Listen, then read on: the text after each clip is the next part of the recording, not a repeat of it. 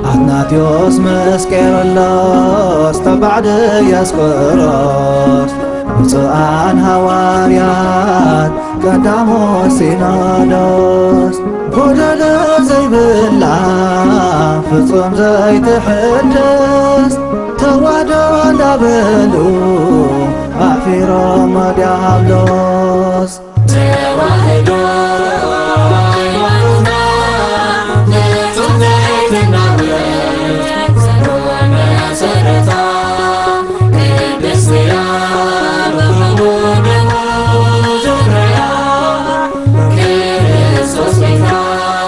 በስመ አብ ወወልድ ወመንፈስ ቅዱስ አሐዱ አምላክ አሜን። በስመ አብ ወወልድ ወመንፈስ ቅዱስ አሐዱ አምላክ። በስመ አብ ወወልድ ወመንፈስ ቅዱስ አሐዱ አምላክ አሜን። በመጀመሪያ ሉለ ባህሪ ቅዱስ እግዚአብሔር አምላኽና ክሳብ ዝዕለ እዚ ስለ ዝሓለወና ዕድመ ንንስሓ ስለ ዝሃበና ንዓና ነዞም ሓጥኣን ምጻልቃን ፀሓይ እንዳብረቐ ዝናብ እንዳዝነበ ስለ ዝጓስየና ስሙ ካብ ኣጽናፈ ዓለም ክሳብ ኣጽናፈ ዓለም ዝኸበረን ዝተመስገነን ይኹን። ናይ መብርሃን ናይ ቅድስት ድንግል ማርያም ወላዲት ኣምላክ ጸሎትን ኣመላድነትን ናይ ቅዱሳን መላእክት ኣመላድነት ናይ ቅዱሳን ጸሎት ምስ ኩላትና ህዝበ ክርስቲያን ይኹን። ደጊምና መሓሪ እግዚአብሔር ኣምላኽና ብዓይኒ ምሕረቱ ጠሚቱ ክሳብ ዝሰዓት እዚ ብህይወት ለዘጽንሐና ስሙ ብልሳን ኩሎም ፍጥረታቱ ዝኸበረን ዝተመስገነን ይኹን። ሓዳይ እምበኣር ሎሚ ብዛዕባ ሓደ ጉዳይ ክንዘራረብ ኢና። ንሱ ከዓ ብዛዕባ እዚ ሓድሽ እኳ እንተዘይኮነ ነዊሕ ዓመታት ኣብ ስደት ዝገበረ ነገር እዩ። እዚ ከዓ ብዛዕባ ኣብ እስራኤል ወይ ድማ ቅድስቲ ሃገር እስራኤል ዘሎ ኩነታት እንታይ ዝመስል ንሕና ከም ህዝቢ እንታይ ኢና ክንገብር ዝግባአና ወይ ከዓ እንታይ ክኸውን ዝግብኦ ነይሩ ካብ መሰረቱ ዝብል እግዚኣብሔር ከም ዝረዳእና መጠን ሕፅር ብዝበለ ሎሚ ሓሳበይ ከቕርብ እየ። እግዚኣብሔር መንፈስ ቅዱስ ሕልናና ኣነቓቂሑ ቁኑዕ ዘበለ ክሕስበና ናቱ ቅዱስ ፍቓድ ይኹነልና። ኣቐዲመ ግን ልበ ኣምላኽ ቅዱስ ዳዊት ኣብ መዝሙር 46 ጽሒፎ ካብ ዘሎ ከም ጸሎት ክኾንና ከንብቦ እየ። ልበ ኣምላኽ ቅዱስ ዳዊት ኣብ መዝሙር ዳዊት 46 ከምዚ ክብል ናይ ምስጋና ቃል ኣቐሚጡ ኣሎ። ኣምላኽ ንዓና መዕቆብን ሓይልን ብፀበባ ፍጡን ረድኤትን እዩ። ስለዚ ምድሪ እንተተገልበጠት እምባታት እውን ኣብ ማዕሙቕ ባሕሪ ተጣሓሉ ማያቱ እንተሃመመን እንተዓፈረን ኣኽራን ብነድሮም እንተኣንቀጥቀጡ ንሕናስ ኣይንፈርህን ኢና። ወሓይዙ ንኸተማ ኣምላኽ ነታ ቅድስቲ ቦታ ማሕደረት ልዑል ዘሐጉስ ሩባ ኣሎ። ኣምላኽ ኣብ ማእከል እታ ከተማ ስለ ዘሎ ኣይክትፈርስን እያ። ክወግሕ ከሎ ኣምላኽ ክረዳ እዩ። ኣሕዛብ ተሸበሩ መንግስታት ተናወፁ እግዚኣብሔር ድምፁ ኣስምዐ ምድሪ መኸኸት። ጎይታ ሰራዊት ምሳና እዩ ኣምላኽ ያዕቆብ ኣምላኽና እዩ። ንዑ ነቲ እግዚኣብሔር ዝገበሮ ግብርታት ረኣዩ ነቲ ኣብ ምድሪ ዝገበሮ ዘደንቕ ነገራት ጠምቱ። ንውግእ ኣብ ኩላ ምድሪ መወዳእታ ይገብረሉ ንቐስቲ ሰብሮ ንኹናት ይቐራስሞ ንወላቱ ብሓዊ የንድዶ ውግእ ደው ኣብሉ ህድእ ካበሉ ኣነ ኣብ ማእከል ኣሕዛብ ልዕል ዝበልኩ ኣብ ምድሪ ከዓ ልዕል ዝበልኩ ኣምላኽ ምዃነይ ፍለጡ ይብል እግዚኣብሔር። እግዚኣብሔር ኣምላኽና ስለ ቃላቱ ዝኸበረን ዝተመስገነን ይኹን። ልበ ኣምላኽ ቅዱስ ዳዊት ኣብዚ ክነብቦ ዝጸናሕና መዝሙር ኣምላኽ ያዕቆብ ምሳና እዩ ይብል። ኣምላኽ ያዕቆብ ምሳና እዩ። እግዚኣብሔር ንውግእ ኣብ ዘሎ ምድሪ መወዳእታ ይገብረሉ። መወዳእታ ክዓጽ ከሎ ከዓ ውግእ ደው ኣብሉ ህድእ ካበሉ ኣነ ኣብ ማእከል ኣሕዛብ ልዕል ዝበልኩ ኣብ ምድሪ ከዓ ልዕል ዝበልኩ ኣምላኽ ምዃነይ ፍለጡ ይብል እግዚኣብሔር። ብመጀመርታ ኩላትና እቶም ኣብ ሓጢኣት ዘለናን እቶም ሰናይ እንዳገበሩ ዝነብሩን ንሙሉእ ምድሪ ዋናኣ ጓሳያ ሓላያ መጋቢያ እግዚኣብሔር እዩ። ስለዚ እግዚኣብሔር ናይ ኩላ ምድሪ ናይ ኩሉ ፍጥረት ዋናን በዓል ቤትን እዩ። ካብ እግዚኣብሔር ኣምላኽ ዝኽበል ወላ ሓደ ነገር የለን። ካብ ሓይሊ እግዚኣብሔር ኣምላኽ ዝሓልፍ ወላ ሓደ ነገር ከዓ የለን። ከምቲ ልበ ኣምላኽ ዳዊት ዝበሎ እግዚኣብሔር ኣምላኽ ያዕቆብ مسانا أيو نحنا مسؤول لذي كنا نحنا ناوس لذي نقرب نبر إجزابير كل جزء مساين مساخاتكمن سكول عالمنيو كنا إجزابير كابنا نرحق كيد إجزابير عمود أتحاب على تفردي كيدو واتوم رقمات إلو نبنا يزل علم حوي متان كيدر بينا إجزابير مسانا مخان فليتنا مسؤول زنبر سناي تكبارن سناي حسابن كن حاسب يجبان أيو إذا نجبر كام لخنا إجزابير ناتقد فعاريخون ناي مبرهان ناي قدس نجل مريم صلوات ناي قدسان ملاك حلوة ناي قدسان أبوتاتنا رديت أي فلينا ناتي جنزب نبعلخ حزو انت نهزب أيهود جنا به كم زبالكا جبرهم نتجنزب نبعلخ حزو انت نهزب أيهود جنا به كم زبالكا جبرهم يبن إذا نقص زي نبزح عدتات ويدمان نبزح حجرات زجاج زنبرة عبي نقص كم زخنة أبز مسح زي كم عرف حدا أستر جميرنا تمزجيب له التاريخ بملؤه أو غنم ببون خيرنا زي أرتكس تبع لنقصم بقر نحدا حمان زبها السب حلقة نايتهم جزءات وجيرو شومو يبل نزيش رمت مسعدلو كلهم توم أفتحتو زنبور سبات كا نافت جزان دا كاتو غلو نافتي ندا نقص نحمان ندا سجدلو يأتو نبرو يبل هذا مردوكيس زبها إسرائيلاو جن كم تنقلوا زجبرو زنبرو نزه حمان زي أي سجدلون سلازي بزح جزية سلمنت أخان السب زي سجد كالون دابل يدها فوق ونبرو أمودا تهاز قداي ندابز حمس كده ويدما معلت مسوسده نز قداي زي ننقص نجار ويبل همان دم حدا كفات حدا تنقل حسب كما يجيرو نز سبزي بحافش أخان زوم إسرائيلاوين كما يجيرو خطفهم كم زلوا كاف جز مدري كفات عالمي سلازي تقداي نابتي نقص مسبس حه همان نام نقص آتيو كم زقبل تزاربه شعو همان نقص أرت إكس أما قالتهم أب كلن جزءات كازلو هزبتات فح إلهم زركبوا فليات زوي علو زوم حقوم كاب كلهم هزبتات فليو بفلاي نتأزاز نقص أي في الصمن يوم سلازي نزياتهم شلل بمبال اترخبت قمي قلو كايربون او نقص صبو كاينو انت ترأي كاس زوم هزب زيهم كسانتو عزز زي أب قبرين توعالكا يخا أنا 340 كيلوغرام برور مزينة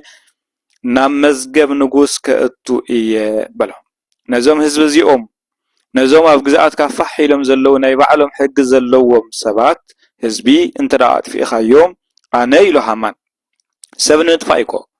أهداويان كفجز مدرن متان كتفو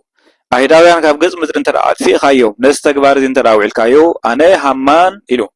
340 كيلوغرام برور مزينة نبيت نقص كأتيه الصحاقنا لزون صحازياتهم مش هلال مبال منم سلايت أمكا منم ربح سلايت رقبلو نزم هزب زيهم ترعت في خيوم أفجزات كازلو زم هزب زيهم ترع قتل كايومن كافجز مزرعت في خيومن 340 كيلوغرام برور مزينة كمزجبي نبيت مزجب نقص كأتيه بلو يبل شعو نقص أرت إكس بزعبات جنزب نعخ حزو إلو زعات جنزب نعخ حزو انتنا أي هداويان جنا دس كم زبلكا جبرهم سلزي عرستنا دس كم زبلكا جبرهم زلك هوني مصحف أستير معرف زلسته فرع سرت حدا دس كم زبلكا جبرهم أزي كم بجس حساب قوس دز دلخون تأيو أب إسرائيل بفلاي كما عسرت حمش عامت بزح جزء بزح شجرن بزح نوصن بزح قاعد من ترايك ساعجوني قد سأله بزعبة إسرائيل زول هزبي كابت زنقاس هزان كسابت زعبة شماغلة كما يجير يونا إسرائيل مسيو نزبل كل سبا يفلطي بفلاي قادعا كاب إرترا بالسودان وي كاب إرترا بإثيوبيا غيرهم ناف السودان بإرترا غيرهم ناف السودان كأوخانا قبسي إذا كله مدربدا سحارة مدربدا سينا بزحات تقطقيتهم بزحات تقريفهم بزحات كآل على عقمهم جنزف تحتيتهم تجقويهم سنكيلوم نايسنا أمرو صقما زقاطمهم بوزح مسانخل نحواتهم نبيت صوم قال أمنا نستهم قال إن كان صوتن قال أمون دك أن وشتي نساتن كأن دقة قال أمون دك أن كموتو نساتن كأتوا قال أم كأدك أن كموتو خلو تم سبعي دي سبعي تخا نفس رأي زاتويم بحفشة بلسان كقلة زي كل ብዙሕ ዝኾነ ጭንቅን መከራን ውርደትን ናይ ስነ ኣእምሮ ፀገማትን ዘስዓበ ኩነታት ሰጊሮም ኣብ እስራኤል ዝነብሩ ዘለው ኤርትራውያን ቁፅሮም ብጣዕሚ ብዙሕ እዩ። ምናልባት ኣብ ዝሓለፈ ብዝነበረ ሓርፋፍ ገምጋም ክሳብ 25-30 ሽሕ ይበሃል ነይሩ። ሕጂ ኣብ እስራኤል ክንደይ ሰብ ኣሎ ብትኽክል እኳ በዚ ሎማዓንቲ ክዛረበሉ እንተዘይከኣልኩ ብሓፈሻ ግን ኣብ እስራኤል ዘለው ኤርትራውያን ብዙሓት እዮም ብቁፅሮም። ካብ ብዙሖም ጥራሕ ዘይኮነ ከዓኒ እቲ ህዝቢ ዝሓለፈ ሽግርን መከራን ንሞት ሰጊሩ ንሕዋቱ ካብ ማእከሉ ተመንጢሎ ጉዳይ ኣሰጋግርትን ግፍዕን መከራን ተቐቢሉ ዝነብር ዘሎ ህዝቢ እዩ። ካብ መጀመርታ ካብ ገዝኡ ኣትሒዙ ክወፅእ ገሊኡ ሓሲብካ ተባሂሉ ዝተቐጥቀጠ ዝተኣስረ እዩ። ገሊኡ ሙሉ መዋእሉ ወተሃደር ነይሩ ቅድሚ ናፅነት ኣትሒዙ ሞገስ ዘይረኸበሉ ክብሪ ዘይረኸበሉ ብኣንጻሩ ከዓ ተኣሲሩን ተቐጥቂጡን መከራ ዝፀገበ ኣብ ዝተፈላለየ ኩናት ተሳቲፉ ኣካሉ ዝጎደለ ክሳብ ሕጂ ኣብ ሰብነቶም ሓፃውን ተሰኪሞም ዝኸዱ ኣብ እስራኤል ኣለዉ። ነባራት ተጋደልቲ ክኾኑ ይኽእሉ እዮም፣ ናይ ተስዓ ክኾኑ ይኽእሉ እዮም። ድሕሪኡ ዘሎ ዝነበረ ኩናት ምስ ኢትዮጵያ ኣብ ዝነበረ ግዜ ኣብ ዝተፈላለየ ኣጋጣሚታት ኣብ ኩናት ተሳቲፎም ግና ከምሉእ ሕክምና ዘይረኸቡ ሓፃውን ኣብ ሰብነቶም ተሰኪሞም ኣብ እስራኤል ከም ሰቦም ከምቲ ካልእ ህዝቢ ብስደት ብመከራ ሓሊፎም ዝነብሩ ዘለዉ ሰባት ኣለዉ። ኣካለ ስንኩላን ከ ኣለዉ፣ ናይ ኩናት ስንኩላን ኣለዉ፣ ብተፈጥሮ ሰንኮል ሰባት ኣለዉ። ብሰንኪ ኣብ መገዲ ዘጋጠሞም ግፍዕን መከራን ከዓ ገሊአን ብጥይት ገሊአን ብኻራ ገሊአን ካብ በትሪ ኣካላውን ስነ ኣእምራውን ስንክልና ዘጋጠሞም ሰባት ከዓ ብዙሓት እዮም። ምናልባት ብዛዕባ እዚ ካልእ ግዜ ካልእ መዓልቲ ፍልይ ብዝበለ ክንዛረበሉ ንኸውን። እግዚኣብሔር ሓይሊ እንተረኺቡ እግዚኣብሔር ዘስለጠሎም ሰባት ከዓ ብመልክዕ መፅሓፍን ብዝተፈላለዩ ነገራትን ገይሮም ነዚ ኣብ እስራኤል ዘሎ ሂወት ክምዝግብዎን ክስንድዎን ተስፋ ንገብር። እግዚኣብሔር ዕድመ እንተሂብና ከዓ ክስነድ እዩ። ሕጂ ግን እዚ ኣብ እስራኤል ዘሎ ህዝቢ ብሓፈሻ ካብ ኩሉ ኣብ ዓለም ዘሎ ኤርትራዊ ስደተኛ ፍልይ ዘብሎ ነገር እንተደኣ ኣሎ ኮይኑ ብመከራን ሽግርን መፅኡ ገሊኡ ሰንኪሉ ገሊኡ ናይ ኣእምሮ ሕማም ኣጋጢምዎ ሓዉ ቀቢሩ መኻይዱ ቀቢሩ ሰብኣያ ቀቢራ ሰበይቱ ቀቢሩ ውላዳ ቀቢራ ሰንኪሉን ሽግርን መከራን ተቋዲሱ ብሲናን ብመከራን ኣብ እስራኤል ዝኣተወ ህዝቢ እዩ። እዚ ኩሉ መከራን ሽግርን ሓሊፉ ብዙሓት ሰባት ኣብ ጉዕዞ ገዲፉ ብዙሓት ሰባት ብሂወት ካብኡ ተፈልዮም ንሱ እውን ኣካልቲ መከራን ሽግርን ኮይኑ ስነ ኣእምራዊ ናይ ስነ ኣእምሮ ሽግር ኣጋጢምዎ ናይ ኣካል ስንክልና ኣጋጢምዎ ስግረደብ ኬድካ ተባሂሉ ሰብኣይ ሰበይቲ ተኣሲራቶ ውሉድ ወላዲ ተኣሲርዎ ተጨውያ ሸሓት ዝነበረ ገዝኡ ዝነበረ እንስስኡ ዝነበረ ጥሪቱ ዝነበረ ሃብቱ ከሲሩ ካብ ደቂ ዓድን ካብ ፈተውትን ካብ ኣሕዋትን ካብ ወገንን ተለሚኑ ኣብ ዕዳ ተኣትዩ ትዕድል ዝገበረ ኣሽሓት ዶላራ 30-40 ሽሕ ተኸፊልዎ እስራኤል ክኣቱ ከሎ እቲ ገለኻ 30 ሽሕ 40 ሽሕ ተኸፊልዎ ከበቅዕ መከራን ሽግርን ወሪድዎ ከበቅዕ ግና ዕድል ከይረኸበ ናብቲ ከተንፍሰሉ ዝኽእል ኣብ እስራኤል ከይኣተወ ኣብ በረኻታት ሲና ተሪፉ። እዚ ኩሉ ሽግር ዝረኣየን እዚ ኩሉ ሽግር ዝጠዓመን እምበኣር ኣብ እስራኤል ዝነብር ዘሎ ህዝቢ ኢልና ንፅውዖ ኩሉ ግዜ ናይ ሲና መገድን መከራን ሽግርን ጥራሕ ክኣክል ከዓ ኣብታ ክዕርፈላ ይኽእል እየ ዕቑባ ክትበኒ ትኽእል እያ ዝሓሸ ኣጠማምታ ብዛዕባ ስደተኛታት ኣለዎም ካብ ታሪኾም ተመርኪሱ ዝሓለፈ ጉዕዞ ሂወት ርእዩ ዜንኦም ሰሚዑ ናብ እስራኤል ክኣቱ ከሎ ብኣንጻሩ ግና እስራኤል ንኤርትራዊ ብፍላይ ናይ ዕቑባ መሰሉ ሓልያ ከም ሰቡ ረጊኡ ከም ሰቡ ሰላም ገይሩ ክኣቱን ክወፅእን ብዘይ ፍርሕን ብዘይ ራዕድን ክነብር ኣይከኣለቶን። እዚ ዝኾነሉ ምክንያት ምናልባት ርእሱ ዝኻለ ጉዳያት እዩ። ብዛዕባ እስራኤልን ብዛዕባ ስደተኛታት ዘለዋ ኣረኣያን ፖሊሲ እስራኤልን ኣብ እስራኤላውያን ዘለዋ ፖሊስን ምናልባት ካልእ መዓልቲ ክንዛረበሉ ኢና። ብዛዕባ እስራኤላውያን ስለምንታይ ኣብ ንኤርትራውያን ናይ ዕቑባ መሰሎም ዘይሓለውሎም ስለምንታይ መንግስቲ እስራኤል ንኤርትራውያን ናይ ዕቑባ መሰል ዘይሓለወልና ስለምንታይ ከምተን ሃገራት ኤውሮጳ ኮነ ሃገራት ምዕራብ መንግስቲ እስራኤል ናይ ዕቑባ መሰል ናይ ኤርትራውያን ክቕበል ዘይከኣለ ስለምንታይ እዩ ንዝብል ካልእ ግዜ ብካልእ ኣጋጣሚ ክዝረበሉ ይኸውን እዩ ሕጂ ብዛዕባኡ እስራኤል ስለምንታይ ከምኡ ዘይገበረት ኣብዚ ናይ ሎማዓንቲ ኣርእስቲ ኣይክንዛረበሉ ኢና ብቐንዲ ግን ምናልባት እዚ ኣብ እስራኤል ዘሎ ህዝቢ እምበኣር ብሓፈሻ ክንሪኦ ከለና ሞት ሰጊሩ ብዙሕ ሽግር ርኢዩ ብዙሕ መከራ ርኢዩ ኣብ እስራኤል ዝኣተወ መንግስቲ እስራኤል ከዓ ንዕቆ መሰል ዘይሃቦ ኩሉ ግዜ ኣብ ሽቁረራ ኣብ ፍርሒ ኣብ ራዕዲ ዝነብር ዘሎ ህዝቢ ኣብ 2014 ኣከባቢ ተይተጋግየ ብምሉእ ኤርትራውያን ክስጎግእኹም ተባሂሉ ፈቃደኛ ዝኾነ ናብ ሳልሳይ ሃገር ናብ ሩዋንዳ ናብ ኡጋንዳ ይኸይድ ፈቃደኛ ዘይኮነ ከዓ ንዘይተወሰነ ግዜ ፍሉጥ ንዘይኮነ ክእሰር ተባሂሉ እቶም ቀዳሞት 2 ዓመት ተኣሲሮም ወፂኦም ብድሕሪ ዝነበረ ከዓ ዓመት ተኣሲሮም ወፂኦም ብድሕሪ እውን ክሳብ ሕጂ ፍሉጥ ዝኾነ ነገር የብሉን መንግስቲ እስራኤል ከም ብሓድሽ ካምፕ ዲ ክኸፍት ጠርኒፉ ዲ ክሰጎም ኣብኡ ዲ ኣሲርዎን ክነብር እታ ዘላ ንእሽተይ ዕድል ኣቲኻ ምውፃእ ክትቅፅል ኣይትቕፅልን ኣብ ናይ እስራኤል ፖሊሲ ወይ ኣብ ናይ እስራኤል ዕላማን መደብን ብመንፅር ኣብ ስደተኛታት ዘለዎም ናይ እስራኤላውያን ፖሊሲ ወይ ከዓ መንግስቲ እስራኤል ፖሊሲ እዩ ዝምርኮስ ኣብ ኤርትራውያን ኣይኮነ ዝምርኮስ እዚ ኮይኑ ግን ብምሉእ እቲ ኣብ እስራኤል ዘሎ ከዓ ብኣየር ዝመፀ ኣይኮነን ብሕጋዊ መገዲ ዝመፀ ኣይኮነን ብምሉእ እቲ ኣብ እስራኤል ዘሎ ህዝቢ እቲ ሎሚ የማና ኢድ ኮይኑ ነቲ መንግስቲ ኣብ ኤርትራ ዘሎ ስርዓት ዝድግፍ ኮነ ዘጫፍር እቲ ኣብ ቃሉ ፀኒዑ ኣነ ኣብ ኤርትራ ክነብር ስለ ዘይከኣልኩ ብዘይ ሕጊ ዝመርሕ ብዘይ ሕጊ ዝኣስር ብዘይ ፍርዲ ንህዝቢ ዝቐትል ንህዝቢ ዘዋርድ ንሃገር ከዓ ናብ ድኽነት ዝመርሕ መንግስትን ስርዓትን ስለ ዘሎ ወፂአ ኢሉ ኣብ ደቡብ እስራኤል ጀሚሩ ክሳብ ኣብ ውሽጢ እስራኤል ዝኣቱ ቃሉ ሂቡ ኣብ እስራኤል ዝነብር ዘሎ ህዝቢ ብሓፈሻ ኩሉ ከመይ ገይሩ ይመፅእ እንተዳ ኢልና ንቐበራይ ዶ ተረዲኡ ነገሩ ኩሉ ሰብ ብተሃሪብ ይመፅእ ኩሉ ሰብ ብመከራ ይሓሊፉ ኩሉ ሰብ ሞትን ህይወትን 50-50 ገይሩ ኣብ እስራኤል እንታይ ዳ ኮይኑ ዝሽግር ዝሓለፈ ዓመታት ዝኩሉ ገልጠምጠም ዝነበረ ሕጂ ዝቕፅል ዘሎ ጓይላ ክንገብር ኢና እንዳተባሃለ ብዙሕ ጋዕገልጠም ዝፍጠር ዘሎ ብዙሕ በለካል ከዓ ዝግበር ዘሎ በቲ ሓደ ወገን እውን ንሕና ኣብ ስደት ኣብ መከራ መፂና እዚ ስርዓት እዚ ደዲሕና እንዳመፀ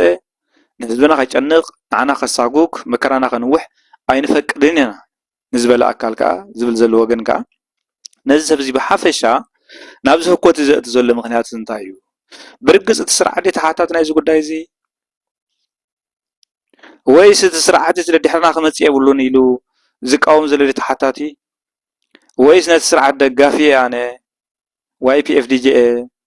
መንእሰያት ህግደፍ ሓደ ልቢ ሓደ ገለ እንዳተባሃለ ናይ ኤምባሲ ናይ ካብ ኤምባሲ ወፃኢ እንዳተባሃለ ብዙሕ ግዜ ማልያ ምልባስ ጓይላ ምግባር ባንዴራታት ተኸዲንካ ምስዕሳዕ እዚ ኩሉ እዚ ዘምፅኦ ነገር ወይ ድማ ነዚ ኩሉ እዚ ጉዳይ ጠንቂ እንታይ እዩ ዝብል እቲ ጠንቂ ብወገነይ ክሪኦ ከለኹ እቲ ስርዓት ኣብ መደቡ ኣብ ኣካይድኡ ኣብ ዕላሙ እዩ ዘሎ ምንም ኣይተለወጠን እቲ ጌጋ ዝገብር ዘሎ ግን ካብ ሃገር ወፂኡ ከበቅዕ ብዘይ ሕጊ ብተሃሪብ ወፂኡ ኣብ ደባት ብጥይት ተሳሒቱ ገሊኡ ናብ ግብፂ ዓመት ተኣሲሩ ከም ብሓድሽ ንኤርትራ ኣትዩ ካብ ኤርትራ ካልኣይ ግዜ ዝወፀ ካብ ሲና ክልተ ግዜ ተታሒዙ ከም ብሓድሽ ናብ እስራኤል ዝመፀ ኣብ እስራኤል ኣትዩ እውን ፖለቲካዊ ዕቑባ ክወሃበኒ ኢሉ ናብ መንግስቲ እስራኤል ጠሪዑ ከም ሰቡ ዘይተዋሃቦ ፖለቲካዊ ዕቑብኡ ዲፋይን ዘይኮነ ተቐባልነት ዘይረኸበ ከም ሰቡ ተደለየ ይእሰር ተደለየ ቪዛ ሕደግ ተደለ ከዓ እቲ መንግስቲ ድላዩ ክገብሮ ዝኽእል መንግስቲ እስራኤል ድላዩ ኣብ ደስ ዝበለ ሰዓት ውሳነ ወሲዱ ተደለ ክሰጎ ተደለ ክኣስሮ ዝኽእል ሰብ ናይ ሰብ እዚ ብጣዕሚ ዝገርም ናይዞም ከም ዝገብሩ ሰባት እዮም ብጣዕሚ ዝገርም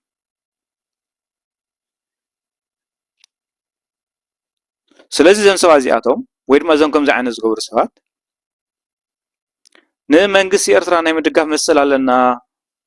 ክብሉ ገለገለ ሰባት ሰሚዕኻ أزي قداي مدقافن زي مدقافن أيضا أبي إرترا منجست اللو سرعة الله بحال توينكو نهزو زوكل حق زلوو سرعة زلوو قوام زلوو محتت زلوو مزخون ترحي مچم زو إسرائيل زلو حزب إسرائيل كما يكم زقبرو نهاجر زو قد نهزب استنكف قال نجر مكيار أنت تجيرو أنت تحاسبه كذا تجير راح يكون أنت تحاسبه كما يجيرهم نت منجستي كم زج النقوان طويلا كم زماقوتن كل شيء فلتي نوع هاي الناس يابز حالفه كندي واحد حوصير زلص فلا تم إسرائيل زنبرنا تم إسرائيل زلنا نفولتو أب إسرائيل منجست إسرائيل ودماتي برلمان إسرائيل حدا وسانه وسن كله أبي يصدق أنت تبغى لكن أفتي بيت فردي بزح جزء إرتراوين كس جوجل لهم تبغى توصين يبت برلمان بزح جزء إذا فرصة زنبرة جن من أنت تبغى بيت فردي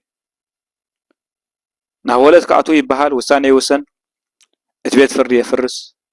كس جوج يبهال بيت فردي يفرس سلازي كم زين دابله زي إرتراوي بوحد لعل 15 عامات كنبر زنيح أبز غربها جزينا بينام نتانيهو منجستي قرب سلطان نايت بيت فردي وسن كخون الله مناتو مس منجست زدرادريتي بيت فردي لعل منجستي نايت منجست زحزو نايت منجست وسانه زفرسن زصدقن زرقن بيت فردي سلازي إذا صقام እንዳኾነ ስለ ዝኸይድ ኩሉ ግዜ ምክንያቱ ተም ፖለቲከኛታት እቲ ንጥዕሞም ነገር ክገብሩ ስለ ዝደልዩ እዚ ሕዚ ዘሎ መንግስቲ ነቲ ቤት ፍርዲ ዝተወሰነ ስልጣን ሂብካ ትዛዓበየ ስልጣን ትዛዓበየ ነገር ግን እቲ ፕራይም ሚኒስተር ወይ ድማ እቲ መንግስቲ ዝበሃል ኣካል ክሕዞ ኣለዎ ምክንያቱ እቲ መንግስቲ እንተደኣ ወሲኑ ቤት ፍርዲ ዘፍርሰሉ እንተደኣ ኮይኑ ክኸይደ ይክእልን በዚ ናቶም ኣባህላ ማለት እዩ በዚ ሕጂ ዝገብሮ ዘሎ እዚኣ እንተደኣ ኮይና ከዓ ህዝቢ እስራኤል እቲ መንግስቲ ድላይ ክገብሮ እቲ ዘሎ ፖለቲካዊ ስልጣን ሒዙ ዘሎ መንግስቲ ኣብ ዝኾነ ሰዓት ይምፃእ ድላይ ንክገብር ምፍቃድ ስለ ዝኾነት ክሳብ ሕጂ ቀዳም ሰላማዊ ሰልፊ ኣንጻር ናይቲ መንግስቲ መደብን ናይቲ መንግስቲ ራእይን ይኸድ ኣሎ ኣብዚ ዝነብር ህዝቢ እየ እምበኣር ገና ፖለቲካዊ ዕቑባ ክሓትት ኣብ እስራኤል መፅአ 2014 ሰላማዊ ሰልፊ ክገበር ከሎ ህዝቢ ኤርትራ ብሓደ ደይኮነ ሰላማዊ ሰልፊ ገይሩ ብሓንሳብ ሰላማዊ ሰልፊ ገይሩ ንምንታይ ዳ መንግስቲ ኤርትራ ትድግፉ እንትረኣ ኮይኖም ነቲ ዘሎ ኣብ ኤርትራ ዘሎ ስርዓት ትኽክል ኣሎ ዝብሉ እንተደኣ ኮይኖም ኣይቀትልን ኣሎ ዝብሉ እንተደኣ ኮይኖም ኣይኣስርን ኣሎ ዝብሉ እንተደኣ ኮይኖም ብሕጋዊ መገዲ ሰላም ርገፁ ኢሉ ኣፋኒና ኢሎም ዝኣምኑ እንተደኣ ኮይኖም ስለምንታይ ሰላማዊ ሰልፊ ይገብሩ ነይሮም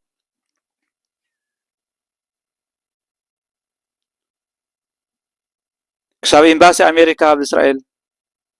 ሃገራት ናይ ኤውሮጳ ኤምባሲታት እዚ ኩሉ ኣብ እስራኤል ኣብ እንዳሳዕረ ክድቀስ ከሎ ኣሽሓት ህዝቢ ተኣኪቡ ቆልዑ ዘሎ ሰበይቲ ዘሎ ኩሉ ሰብ ክሳብ ኢየሩሳሌም ጉዕዞ ዝገበሮ ሙሉእ መዓልቲ ሰላማዊ ሰልፊ ዘግበሮ ምክንያቱ እኮ ናብ ኤርትራ ናብቲ ስርዓት ክምለስ ስለ ዘይክእል እቲ ህዝቢ በርናብ ሃገር ካብ ምምላስ ዳ ክንዲ ሰላማዊ ሰልፊ ዘይገብር እዩ ኣብ ሓደ ሃገር ትነብር ኣለካ ከይተልካ ትኸይድ እንታይ ፀገም ኣለዎ ኤርትራዊ ብእስራኤል ዘሎ ግን ብሓፈሻ ኣብ ስደት ዘሎ ብዛዕባ ናይ እስራኤል ስንዛረብ ዘለና ኤርትራዊ ኣብ እስራኤል ዘሎ ግን ናብ ኤርትራ ናብቲ ስርዓት ክምለስ ስለ ዘይክእል እንተተመሊሱ ከዓ ዝረኽቦ ነገር ትበፅሖ ነገር ስለ ዝፈልጥ ኩሉ ካብ ዝዓበየ ክሳብ ዝነኣሰ ብሓደ ቃል ኣንጻር ውሳኔ ናይቲ መንግስቲ ናይ እስራኤል ሰላማዊ ሰልፊ ጌርና ምናልባት እቲ ኤምባሲ ናይ ኤርትራ ዝነበረ እስራኤል ዘሎ እቲ ቤት ፅሕፈትን ሰላማዊ ሰልፊ ገበረን ክኾን ይኽእል እቲ ብስደት ዝመፀ ኩሉ ግን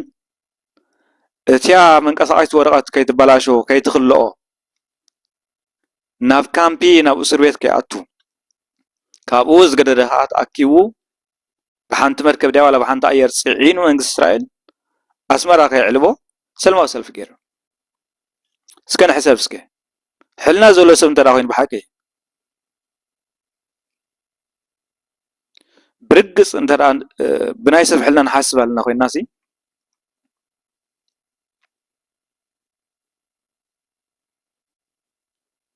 ሰብ እንዳጠፈ ሃገር እንዳባደመት ወለድ እንዳነብዑ መንእሰይ እንተተኣስረ ወዲ 10 ዓመት ተኣሲሩ ወዲ 60 ዓመት ወዲ 30 ዓመት ተኣሲሩ ወዲ 50 ዓመት ኮይኑ ኣሎ ወዲ 40 ተኣሲሩ ወዲ 70 ዓመት ኮይኑ ኣሎ ትብሂወት ዘሎ እዩ ትብሂወት ዘሎ ስለዚ እዚ ኩሉ ሽግር እዚ ዘይፈልጥ ኤርትራዊ የለን ግና ኣብዚ ሕማቕ ተለሚዱ ዘሎ እንታይ እዩ ሃገር እንዳዓነወት ከላ ህዝቢ እንዳጠፍአ ከሎ እንታይ ገደሰኒ ዝብል ኣሎ ምስ ውልቀ ሰብ ምስ ኮረ ወይ ከዓ እቲ ነቲ ስርዓት ዝቃወም ዘሎ ኣካል ተላ ፀሊእዎ ተላ ዘይፈትይዎ ገለ እውን ኣብ ቀረባ ስለ ዝፀንሕ እዚ ሰብ እዚ ዝቃወም ዘሎ ሓሳብ ዝህብ ዘሎ እንታይ ማለት እዩ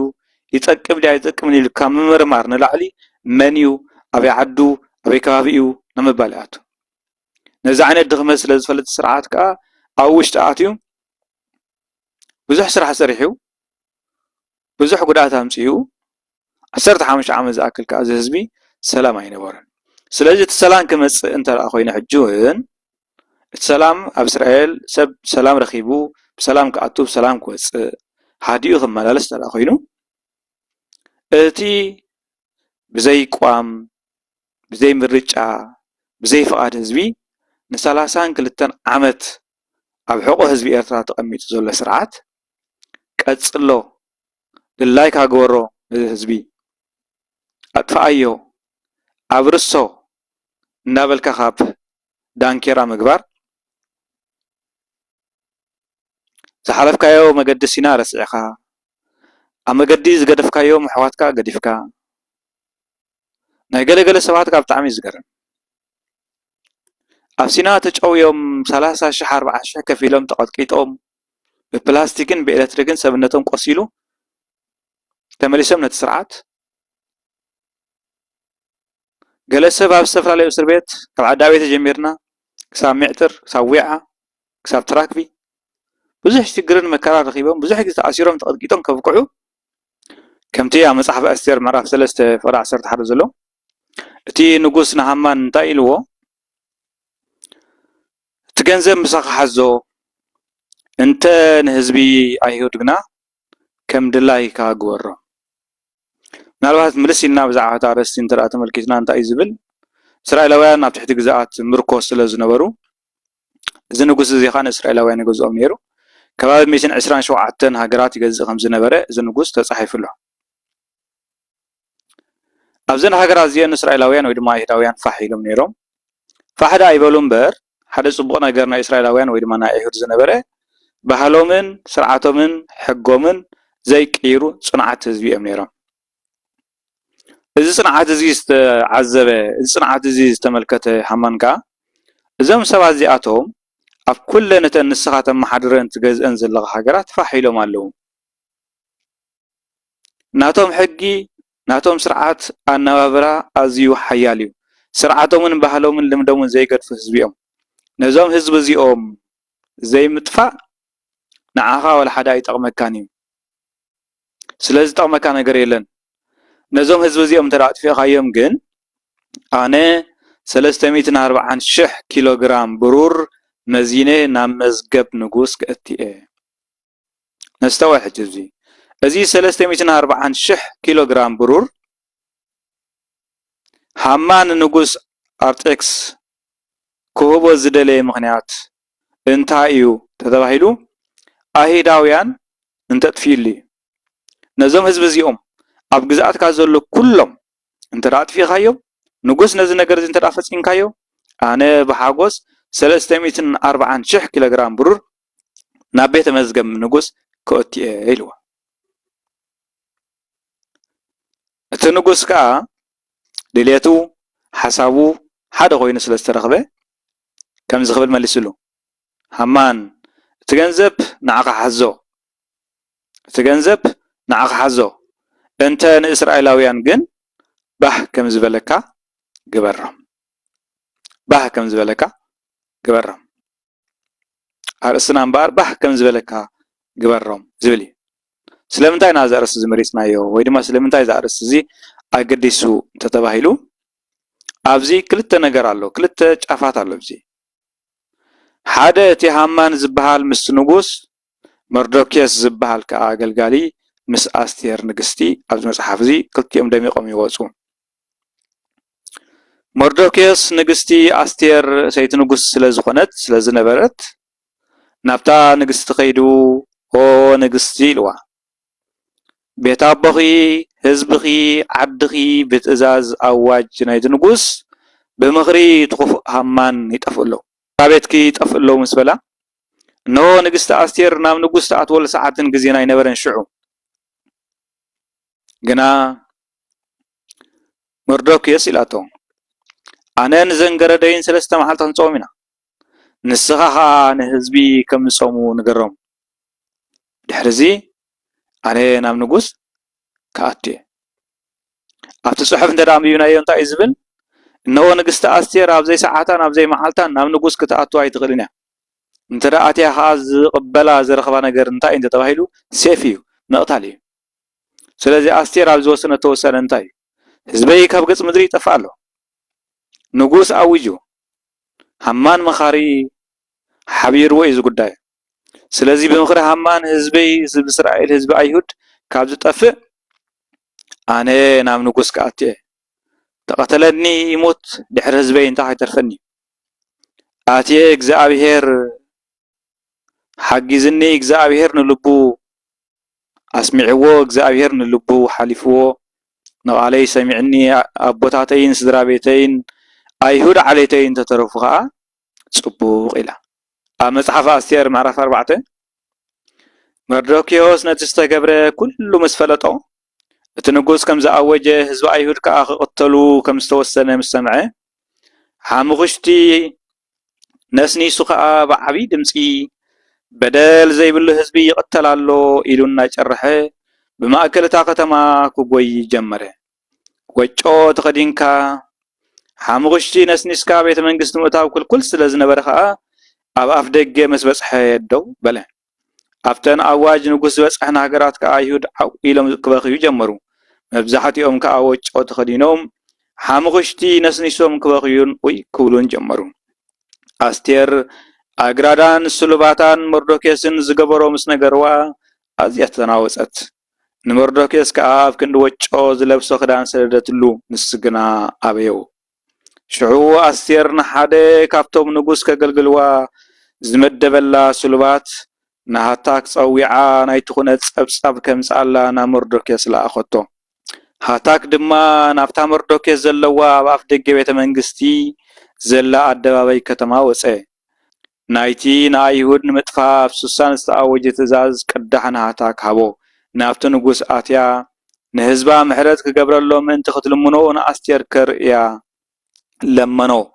افتحتي حالواي زعبيت ما نمتراسب كم زنبرت كتذكر حجغا همان قدامي منستران صارنا خمسر عليه اب نقوس آتي دما كنقتل كم زحاتتو مو ناب أملاك كدمهلل كم زلوا ناب نقوس آتياون كتلمنلنا كم زلوا نقرا بلو مردوكيس بزلو خزي جيرو ويدما بزي أقل زي جيرو ناب نقست أسير ملأخت الأخيلو في لوغ دما نقست أسير تحاسبتي أقرب الله أبسحلا أما وداتا تاريخ نوح سلازغني أما وداتا أسير زوسنة توسان انتايو نو أنا نقرادين سلسة معالتخن صومينا نسخاتكم دما تصومو بلتو صوما مستود إخا ناب نقوس آتوات كم تقدم استبهله أبزي جزيان أبزي ساعات أنت أتوصل لزنبرت كلتا مرات يزلوا إتنقص أنت رأفتي بسلام كقبلا أيو أنت زي فتي جنا أبزي جزي أصل زخنت كقتلاي سلازي حزب إسرائيل حزب أيهود ندات أفس كم بالمتاوي زبلت إلى نجزي آخر أملاخا بصلوت لمينا بصوم لمينا أتوت نقص دما بخبري تقبلوا نتي ناتاك قال أنجنا ويدما السماعي أما وده تاريخ ترارينا يو وراي كم زجبرو بجا خم زجبرو مو خفاتو همان كام موداتا نتي حزب إسرائيل قتلوا منا هيد قطفوا مزحسبه نسو تملسو قداي نايت فصموا كفاءات قداي نايت الصرحو صرح كوينو تسقيلو دماء عنجتي كم سقل كوينو موت يبل እግዚአብሔር ካብ زياد حننا ስለዚህ حفشاوي نزي مبغس حساب زخوننا ስለምንታይ ተተባሂሉ እዚ ሃማን እዚ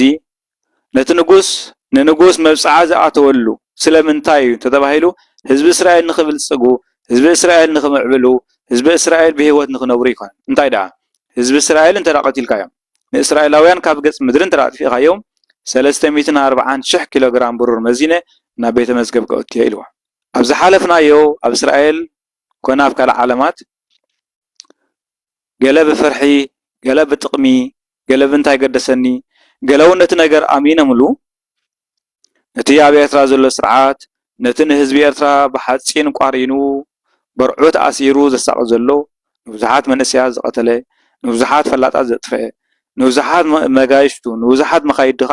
ትሕቲ ጉድጓድ ዘስፈረ ብሓፈሻ ህዝቢ ኤርትራ 360 ዲግሪ ተኸርዲኑ ዝበልዖን ሰትዮን ስኢኑ ብጭንቅን ብመከራን ከም ዝነብር ዝገብር ዘሎ ስርዓት ነዚ ህዝቢ እዚ ጨቁኖ ነዚ ህዝቢ እዚ ኣዋርዶ ነዚ ህዝቢ እዚ ፈሓብሎ ርእሱ ዘለዓለ እሰሮ እንዳበሉ ገንዘብ እንዳዋፅኡ ዝድግምዎ ዘለው እዞም ኣብ ስደት ዘለው ናይቲ ስርዓት ደገፍቲ ወይ ድማ ናይ ስርዓት ተደናገዝቲ እዮም ሃማን እኮ እስራኤላውያን ብመጥፎኦም ዝረብሖ ነገር ኣይነበረን ምንም ዝረብሖ ነገር ኣይነበረን ስልጣን ስለ ዝሓዘ ጥራሕ ደድሕርቲ ንጉስ ቀዳማይ ሚኒስተር ኮይኑ ስለ ዝተሸመ እስራኤላውያን ካብ ጽኑዓት ስለ ዝኾኑ ብሕጊ ኣቦታቶም ምኩሓት ስለ ዝኾኑ ስርዓቶምን ባህሎምን ዘይገድፉ ህዝቢ ስለ ዝኾኑ በዚ ነገር ጸልይዎም በዚ ነገር ዝኻጥፎም ከም ዘለዉ መዲቡ እዚ ኣብ ኤርትራ ዘሎ ስርዓት ህዝቢ ኤርትራ እንታይ ገይርዎ ህዝቢ ኤርትራ ዘሎ ስርዓት እኮ ህዝቢ ኤርትራ ምንም ኣይገበረን ግና ክግዛእ እንተኮይኑ ብሰላም ንዘለኣለም ክገዝእ እንተደኣ ኮይኑ ዕድሙ ከናውሕ እንተደኣ ኮይኑ ሰብ ክጭቆን ኣለዎ ክእሰር ኣለዎ ክፈራሕ ኣለዎ ክረዕድ ኣለዎ ስድራ ቤታት ኣብ ሓደ ማኣዲ ዝበልዓ ዝነበራ ፋሕ ክብል ኣለዎ ሓደ እግረ ብእስራኤል ሓደ ብካናዳ ሓደ ኣሜሪካ ሓደ ኤውሮጳ ሓደ ኣፍሪካ ፋሕፋሕ ክብሉ ኣለዎ እዚ እንተዘይገይሮም መለኽቲ ገዛእቲ ከዓ ወይ ድማ መለኽቲ መንግስታት ኣብ ስልጣን ምንባር ዘሎም ዕድል ብጣዕሚ ፀቢብ ስለዚ ብመንፅር እዚ ህዝቢ ኤርትራ ኣብ ዘሎ ስርዓት ህዝቢ ኤርትራ ኣብዚ ናይ ኤርትራ ዝገዝእ ዘሎ መንግስቲ ዝበደሎ በደል ወላ ሓደ ይብሉን ልክዕ ከምታ አይሁዳውያን ንሃማን ምንም ኣይገበርዎን ምንም ኣይበደልዎን ነቲ ንጉስ ምንም ኣይበደልዎን ህዝቢ ኤርትራ እውን ክጭቆን ብመከራ ክሓልፍ ክቐተል ክእሰር ኣብ ስደት ፋሕ ኢሉ ከም ደቂ ዛግራ ኣድራሹ ክጠፍኦ ዝገበረሉ ምክንያት ሓንቲ እያ ንሳ ከዓ ሰብ ብናፅነት ከንብሮ ብሕግን ብስርዓትን ክመርሖ ብሰላም ኣትዩ ክወፅእ ስለ ዘይደልየ እዚ እንተደኣ ገይሩ ከዓ ሰብ ናይ ምሕታት መሰል እንተደኣ ተዋሂብዎ ሕግን ቋምን ተተኺሉ ስርዓት እንተደኣ ተገይሩ እቲ ዘሎ ስርዓት ከምቲ ንሱ ዝደልየ ኮይኑ ክነብር ኣይክእልን እዩ ስለዘይክእል ከዓ ነቲ ዝደለየ ነገር መታን ክነብር ነቲ ክነብሮ ዝደለየ መታን ክነብር እቲ ክነብር ዝግብኦ ህዝቢ ፋሕ ኣቢሉ ኣሎ ካብቲ ብቆፅሪ ህዝቢ ኣዝዩ ብዙሕ መከራን ሽግርን ሓሊፉ ምስ ሞት ተፋጢጡ ክንደይ ሰብ ኣብ ሲና ገዲፉ ሰበይቲ ሰብኣያ ገዲፋ ሰብኣይ በዓልቲ ቤቱ ኣብ ሲና ቀቢሩ ገለ እውን ከይተቐብረ ገዲፉ ውሉድ በይኑ ወላዲ በይኑ ፋሕፋሕ ኢሉ ዝኣተወሉ ናብ እስራኤል ዘሎ ህዝቢ እዚ ህዝቢ እዚ ውፅኢት ናይቲ ኣብ ኤርትራ ዘሎ ስርዓተ መንግስቲ ወይ ድማ ዘሎ ምሕደራ እዩ ምናልባት ገለገለ ሰባት ናብራይ ከመሓሽ መፅየ ይብል ይኸውን ናብራኻ እኮ ከተመሓሽ ትኽእል ነርካ ካብ ኤርትራ ናብራ ንምምሕያሽ ፈቃደኛ ዝኾነ መንግስቲ እንተዝህሉ ነይሩ ወተሃደር ኮንካ ክትነብር ትኽእል ኢኻ ብትኽክል ናይ ወተሃደር ደመወዝ ተዝኸፍለካ ነይሩ መምህር ኮንካ እኮ ክትነብር ትኽእል ነርካ ኢኻ ትሰርሕ ነርካ ኢኻ ዕድመኻ ሙሉእ ግን ብቤትና 45 ከንብረካ እዩ ኩናት ኣብ ዘይብሉ ክተት እንዳበለ ብ400 ከንብረካ እዩ ስለ ዘንበረካ መፂኻ ሓረስታይ ኮንካ እኮ ትነብር ነርካ ኢኻ ግና ሓረስታይ ምዃን ተሪፉ ዓይንኻ ምርኣይ ክሳዕ ትስእን በለሳ ተሰኪሙ ኣብ ዲጋ ምስራሕን ኣብ ድፋዕ ምሕላውን ዝፈረደካ ተማሂርካ ክትሰልጥ ትኽእል ነርካ ኢኻ ትምህርቲ ተስፋ ከም ዘይብሉ ምክንያቱ ቅድመኻ ዘሎ ዝተምሃረ ኣካል እንተደኣ ብ145 ዕድመ ሙሉእ ድከት ወስድዎ ኮይኖም ቅድመኻ ዝነበሩ ኣሕዋትካ ቅድመኻ ዝነበሩ ቤተሰብካ እንተደኣ ራእይን ተስፋን ፀልሚትዎ تبليحر زلو ولد كم يجرو تصفح جبر تبليحر زلو من أسي كم يجرو تصفح جبر بركو تحرس حارس خنبري خل نيري تقاسا قاسي خنبري خل نيري تندق نجوا خنبري خل نيري تمامهر مهيرو تسرحتني من قص سرحتني خوينو توتهدر كا وتهدر كوينو كنبري خل نيري ما أسجن نزوم أبستفل على درجة محبرة ونبرز اللو سبات قبوء زخنا دموز قبوء زخنا أكايدا مسلمون قبوء من أفتتخك لنا ساعات جزين بحقي أنت زقوم ترحي سلازم بحق زجزاء من قص لزي له تي أكلاتو سنكله منهم كابت من قص ربحي رقبن شمان تولي شمان تبنا قرقار زعاتو زمتوس تسوو منهم كحساي رقبتن منهم دقفاي رقبتن تحرس تاي سلام رقيبو حرس هاي قاعدن تتمهراي تسفا غيرو كي مهاركا زقدمه كم حانتي عباي كامبني إرتا تغيره كل وتهدرا خدان براتن تسكي مسلا زلو تمهراي تسفا غيرو نبراي قال سلازي يردايو ايردايو እዚ ሕጂ ኣብ ጎኒ ስርዓት ኮይኑ ዝንቀሳቀስ ዘሎ ኣብ እስራኤል ኩሉ ውጽኢት ናይቲ ስርዓት ዘይ ቁርዒ ኣካይዳ ዘይ ሕጋዊ ኣካይዳ ዘይ ዲሞክራሲያዊ ኣካይዳ ዘይ መንግስታዊ ኣካይዳ ዘምጽኦን ውጽኢት ናቲ ኢኻ ብዶብ ብጥኢት ናተሳሕተ ኣብ ሲና ክንደይ ሽግርን መካን ረኺቡ ኣብ እስራኤል ኣትዩ ኣብ እስራኤል ኩሉ ሰብ ከም ዝፈልጦ መንግስት እስራኤል ብዘለዎ ናይ ባዕሉ ፖሊሲ የኤርትራውያን ስደተኛታት ፖለቲካዊ ዕቅባ ክህቦም ፈቃደኛ ኣይኮነን ኣይሃበንካ እቲ ዘገርም ነገር ግን እንታይ ኩሉ ህዝቢ እስራኤል ዘሎ ህዝቢ እቲ ካብ መንግስቲ ተረባሐ ዝብል ይኹን እቲ ሓንቲ ንእሽተይ ገዛ ሰሪሑ ወይ እውን ጽባሕ ንጎሬሱ ናብ ኤርትራ መታን ምእታው ከይከልዎ እቲ መንግስቲ ነቲ ስርዓት 20 سنة መጽ 24 ጉንበት መጽ 8 መጋቢት ሓደ መስከረም ገለ እንዳበለ ኩሉ ግዜ ዓመት ሙሉ ገንዘቡን ጉልቦትን ለሕ እንዳበለ እቲ መንግስት ዝድግፎ ዘሎ አካል ኩሉ ዝሕጉስ ነገር ግን ወይ ድማ ዝገርም ነገር ግን ኣብ እስራኤል ኩሉ ሰማዕረ ኣብ ቅድመ መንግስት እስራኤል ኣብ ዓይን መንግስት እስራኤል ኩሉ ሰማዕረ ስለዚህ ሽግር እንድሕር ዘይብልካ ዳ ይትኸይድ ምን ዓድኻ ንምንታይ መንግስት ተኸክል ኣሎ መኻድና ኣሎ ዘይ ከም ኤርትራውያን እኮ ብዙሓት ሃገራት ዓለም ኣብ ስደት ኣለዉ ናብ ዓዶም ይኸድዮም ናብ ስድሮም ይኸድዮም ኤርትራውያን ጥራሕ እኮ ኢና 15 ዓመት ጌርና ኸይና ይንፈልጥ ንብል ይገርሞም ብጣዕሚ ዝገርሞም ተመሳርሕትና ምሳና ዝሰርሑ ሰባት 20 ዓመት ጌርና ንብል ኩሉ ሰብ ናብ ስደት ይመጽእ ኩሉ ሰብ ካብ ዓዲ ይወጽእ ግን ናብ ዓዲ ይምለስ ቁርዒ መንግስት ስለ ዘሎ ይጫው መንግስት ስለ ዘይብሎ ጎቦም ይገብሩ መሰሎም ካ ዝሕልወለ መንግስት ስለ ዘሎ ኤርትራ ግን ከምዚ ዓይነት ኪደ ስለ ዘይሎ ከምዚ ዓይነት ኣካይዳ ስለ ዘይሎ ከምዚ ዓይነት ኣናብራ ስለ ዘይሎ ኩሉ ሰብ ሽግርን መከራን ሓሊፉ ኣብ እስራኤል ይቕመጣል ስለዚ ጓይላ ኣይትግበሩ ኣይትበሉና አዳራሽ ክነዕጽው ኢና ኣይትበሉና አንጻርና ሰላማዊ ሰልፍ ኣይትግበሩ ኣይትቃወሙና ዘይኮነስ ካብ መሰረትኸ እዚ ኩሉ ምድረ በዳ ጥሒስ ዘምጻእካ ምኽንያት እቲ መንግስት ስለ ትድግፍ ዲ እቲ ስርዓት ጽቡቕ ኣለ ስለ ትብል ዲኻ ከምኡ እንተዳ ኮይኑ እኮ ኣብ ዝሓለፈ 2014 መንግስት እስራኤል ብምሉእ ኤርትራውያን ክጥረዙ ወሲኑ ነይሩ ናብ ሳልሳይ ሃገር ክኸዱ ወሲኑ ነይሩ ናብ ካምፕ ኻእትዩ ሓደ ሰብ ስርዓት ኣለኒ መንግስት ይፈትወ ይድግፈ ትኽክል ኣሎ ጽቡቕ ኣሎ ዝብል እንደዳ ኮይኑ ስለምንታይ 2 ዓመት ሙሉ ኣብ ካምፕ ይእሰር እንታይ ንምግባር ስለምንታይ ሰሙን 2 ሰሙን ልዕሉ እስራኤል ከተማታት ብምሉእ ብሰላማዊ ሰልፊ እናውፀን እንታይ ስለ ዝኾነ ሃገር ዘለዎ እኮ ኣብታ ሃገር ከይድካ ኣለኻ መጺኻ ተሃገር አይደለካን እንተ ዳይላት ከን ዓድኻ መኻዲ ምንም ሽግር የብሉን ግን ተሓሶት እቲ ምድንጋር እቲ ተበላጽ ምዃን ስለ ዘሎ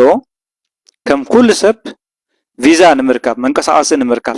ሰሪሕኻ ንምእታው ناب كامب نزي متاو ناب أوغندا ناب رواندا ناب إيرترا نزي مسقا مس كل سب معره ندابخكم ندحزنكم ندتጨነقكم سلاماو سلف እንዳገበርኩም ተመሊስኩም ከዓ ስርዓትና መንግስትና ጽቡቃሉ ትኽክላሉ መባል እዚ بعين حلናውን بعين ፖለቲካ ጥራሕ ኣይኮነን بعين ሰብኣውነት ሰብ ምዃን ጥራሕ ብጣዕሚ ዝድነቕ እዩ ስለዚ ሰብ ግዴታ ዝኾንካዮ ዝኣጋጢምካ ዘሎ ወሪድካ ዘሎ መከራ ፍለጦ ተዛረበሉ ነበረሉ ክትብሎ ኣይትኽእልን ኢኻ ተሓቂ ግን ሓቂ እዩ በብግሊ ክንራኸብ ከልናኮ ኣብ ደገ ክንራኸብ ከልናኮ እወ ትኽክል እዩ ጽቡቕ ኣለኹም ከምኡ እዩ እንታይ ክንገብር ኢና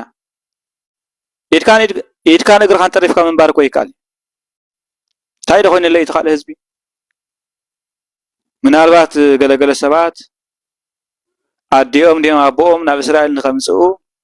እዚኣ ሓንቲ ረብሓ ኣላቶም እታ ንሕና ንሪኣ ብዓይንና ወለዶም የምፅኦም ኩሎም እውን ኣይኮኑን ካልእ ካብኡ ሓሊፉ ገዛ ዝሰርሐ እንተልዩ እውን ንስኻ ደጋፊ ኢኻ ንስኻ ተቃዋሚ ኢኻ ተባሂሉ ዝተረፈ ገዛ የለን ኩሉ ይሕኒዎ ብሓንሳብ ምእሳር እንተደኣ ኮይኑ እውን ስግረዶ ወፂኻ ተባሂሉ እቲ ዝቃወም ዘሎን እቲ ዝድግፍ ዘሎን ኣዴታቶም ተኣሲረን እየን ኣቦታቶም ተኣሲሮም እዮም ኩሎም 50,000 ከፊሎም እዮም እቶም ዝኸፈሉ ከባቢታት ኩሉ ኤርትራ 50,000 ኣይከፈለን እቲ ዝኸፈለ ከባቢ ግን ወይ እቲ ምኽፋል ዘጋጥሙ ከባቢታትን እቲ ዝተኣስረ ወላድን ግን ኩሉ ተኣሲሩ ኩሉ ተቢሉ እዩ በይናይ መለክዕ ድሕልና ዘሎ ሰብ ነዚ ብዘይ ኮንትራት ንሃገር ዝገዝእ ዘሎ ብዘይ ስርዓት ንሃገር ዝገዝእ ዘሎ ብዘይ መምርሒ ደንቢ ንሃገር ዝገዝእ ዘሎ ብዛዕባ ሃገር ብዛዕባ ህዝቢ ሓንቲ መዓልቲ እውን ትኹን ኣብ እስራኤል ዘሎ ኤምባሲ ናይ ህዝቢ ኣኼባ ገይሩ ይፈልጥ ካብ ህዝቢ ሕቶን ርእይቶን ተቐቢሉ ይፈልጥ እስከ ክንሰማዓኩም እንታይ ፀገምኩም ኢሉ ይፈልጥ ኣይፈልጥን ምክንያቱ ነቲ መንግስቲ ተቃይሙ ከም ዝመፀ እዚ ህዝቢ ይፈልጥ እዩ ጽቡቕ ገይሩ ዝፈልጥ መንግስቲ እስራኤል እውን ንናይ ባዕሉ ፖለቲካዊ ወይ ድማ ናይ ባዕሉ ፖሊሲ ናይ ሃገሩ ናይ ውሽጢ ዓዱ ዘለዎ ፖሊሲ ኢዳ ኣገዲስዎ እምበር ህዝቢ ኣብ እስራኤል ዘሎ ህዝቢ ነቲ ስርዓት ተቃይሙ ንሞት ምስ ሞት ተፋጢጡ ንገዛእ ርእሱ ንሞት ወፊዩ ከም ዝመፀ ይፈልጥ ጽቡቕ ገይሩ ስለዚ እቲ ሽግር ኮይኑ ዘሎ በደል ኮይኑ ዘሎ ፀገም ኮይኑ ዘሎ ኣብ ኣፍ ሞት በፂሕና ብዙሓት ፈተውትና መኻይድና መጓዓዝትና ካብ ጎንና ተፈልዮም ኣብ ምድረ በዳ በረኻ ገዲፍናዮም ኣብ ኤርትራ እውን ብዙሕ ሽግርን መከራን ረኺብና ክነብቅዕ ሎሚ ብኣንጻሩ ኣብታ ዕፁውቲ ደሴት እስራኤል ተቐሚጥካ ንመንግስቲ ክድግፌ ነስርዓት እዚ ክድግፌ ኣይትቕረብኒ ኣይትዛረብኒ ምባል ጥራሕ ዘይኮነስ ነቲ ኣብ እስራኤል ዘሎ ህዝቢ ብምሉኡ ንገዛእ ርእሶም ወሲኾም ኣብ ሪስክ እዮም ዘእትዎ ዘሎ ኣብ ሓደጋ እዮም ዘእትዎ ዘሎ ምክንያቱ እቲ መንግስቲ ናይ እስራኤል እውን ብዘለዎ ፖሊሲ ኢዳ ንኤርትራውያን ስደተኛታት ውሕስነት ናይ ፖለቲካዊ ዕቕባ ዘይሃቦም እምበር ከምዚ ዓይነት ተግባር ክህሉ ንዕኡ መሊሱ ሓይሊ እዩ ምክንያቱ እቲ መንግስቲ ዋላ ሓደ ሰብ ይኹን እቲ መንግስቲ ድግፍ የምፅኡ ኣለኹ ኢሉ እንተጠጠው ኢሉ ዝጭድር ኮይኑ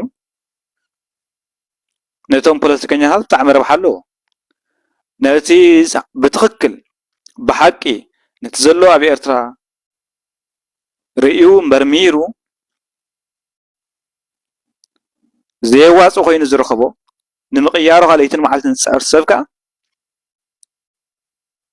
እዚ ነገር እዚ ብጣዕሚ ኣሸጋሪ እዩ ስለዚ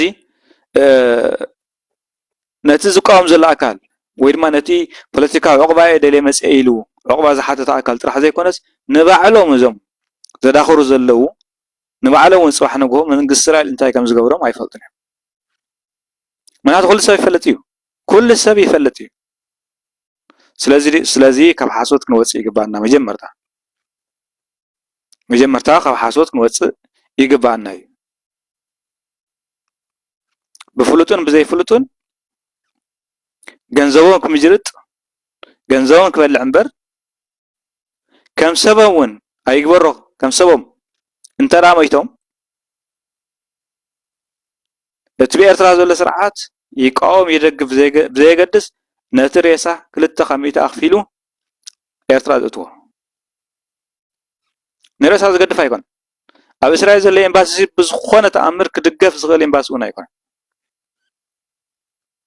مناتو زبي إرترا أب إسرائيل زول إمباسي بزخونة قداي هزب زي قدسو نهزبها صانع اللي زي حسب ولو ناب علامون ممسع كسبخن كمهرن كردن إلى توقسه زي وسد هزبي فح قبل بروباغندا وشت عند عالم زنبر فولي امباسي بإسرائيل أب إسرائيل زلوا فولي امباسي كالوت هاجراتكو هزبن كسر خلو هزبن كموت خلو رئيسن إكباي كسر خلو خيدن حتى بزح سبب إسرائيل زنبر زلوا عقبسي عمس أسرائيل بزح سبب قالي عمت تأثيرنا بإرترا تترزي كم بحدش زوته قالي عمت تأثيرنا بإرترا من لا سايكل نيلون إيجابي ذاتوي كاو إيجابي هذا جم سملس سبي إرتراوين أف قبسي شجرن مكان كره والله العلا عمت صار خلو ده صح من قصيلا أفسينا زغل لا شحات زفوت كله زغل شجر كركب كله علم لخاوي ميدا قال حقله حنت معالته تكون زي إرترا من قصي لهم زاروا زلوا سرعات بزعبا زي شجر زركب زنبر حزب أفسينا كزاروا يترأين كحتى يترأين كصاري يترأين أنا زول من قصة زنبر دا مس من قصة إسرائيل مس من قصة قبسن تراهد إيكو معرف سينا مس إزول شجر مكان كريه خل نيري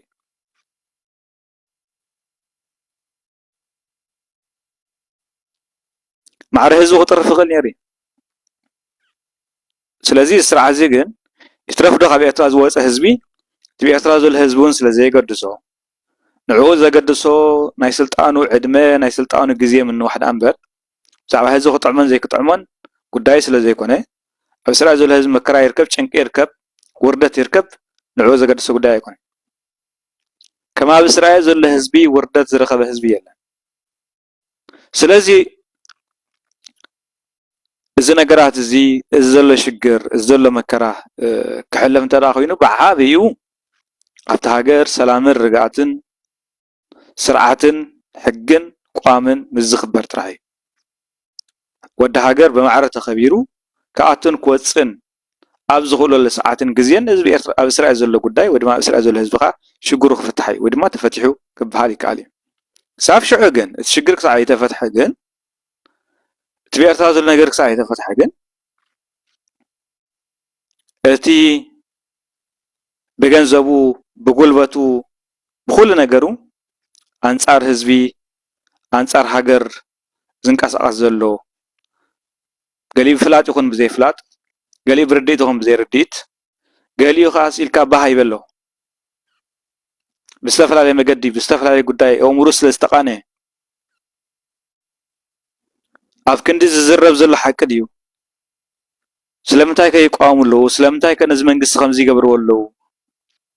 كينو من النت نايتم سبات كينو انتاي النت نايتم حزبي بزعات الزاربو زلو بزعات زلو تخكلنيا ነገር أكن ممرمارن مردان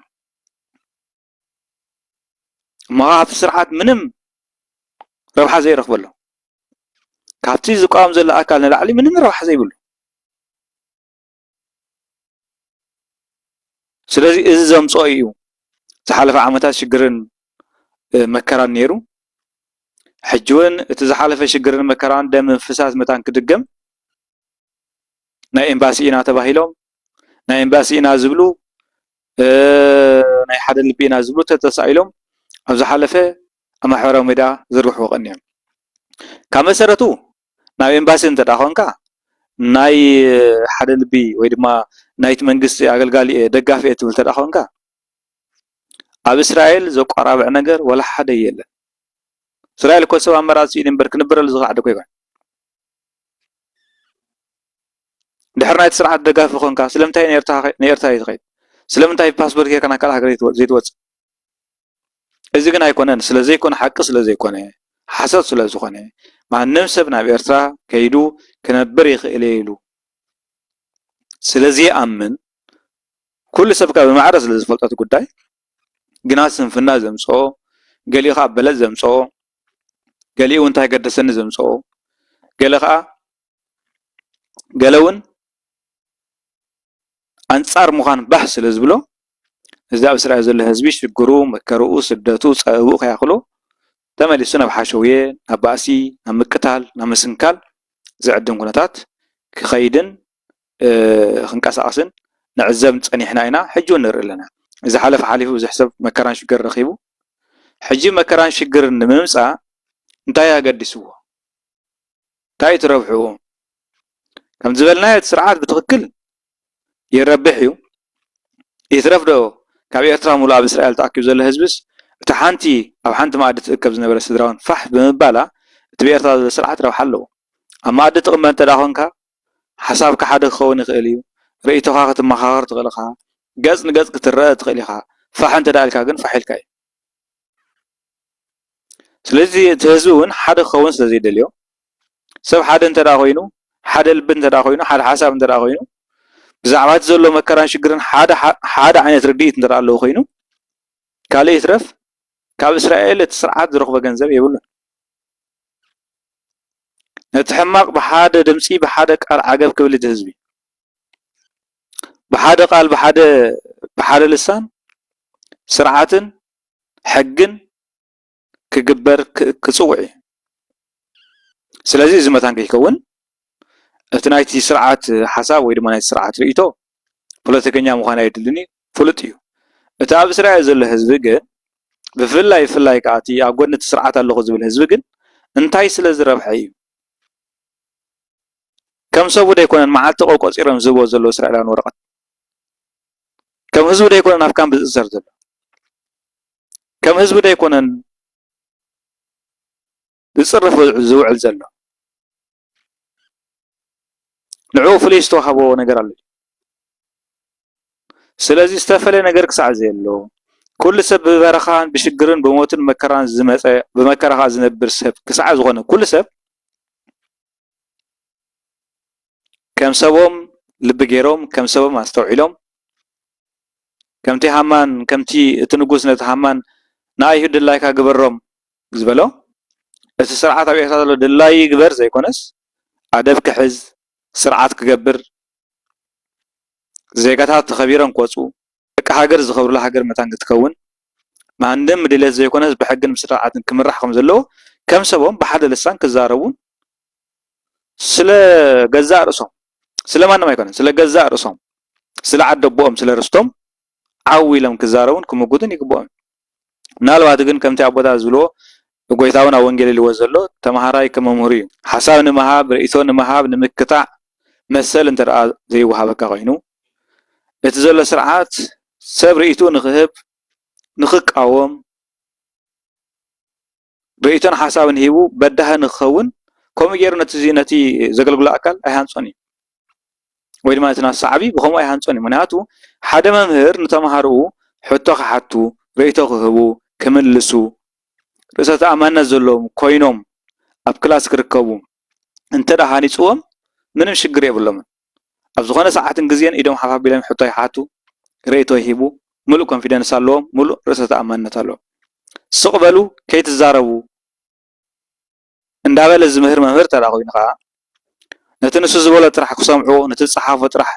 ከንብቡ ከምኡ ገይሩ ዝሃንፅ መምህር እንተደኣ ኮይኑ ከዓ እቶም ተምሃሮ ድሁላት እዮም ዝኾኑ ዘረቦኦም ኩሉ ንሱ ዝበሎ ካብ ቃሉ ዝሰምዕዎ ዳ እምበር ምቕባልን መሃብን ስለ ዘይለመዱ ኣብ ደገ ምስ ወፁ ዝዛረቡ ቋንቋ ናይቲ መምህር ቋንቋ እዩ ናይ ባዕሎም ቋንቋ የብሎምን ኣብ ኤርትራ ዘጋጢምና ዘሎ ከምኡ እዩ ሰብ ክንስብ ኣኽሊሉ ናይ ባዕሉ ሓሳብ ናይ ባዕሉ ርእይቶ